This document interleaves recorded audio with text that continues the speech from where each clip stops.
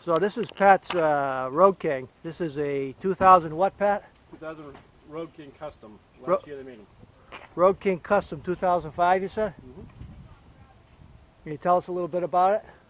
Basically, it's black. Color's called Black Cherry. It's basically stripped down, no frills, no just No frills. no frills, none at all. There's a little motor work when I got it. Just you in the road when you're riding. This is the 88 motor. Yep, originally 88. Had a jugs replaced, pistons redone, the bottom end redone.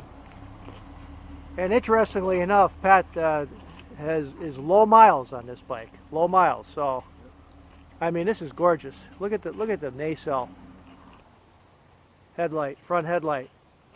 I love that. Typical Road King front headlight.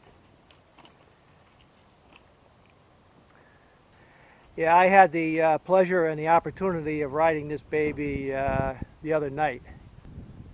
It was a thrill. I didn't go too far on it, but I just went around the block, and it was a thrill. Good running bike.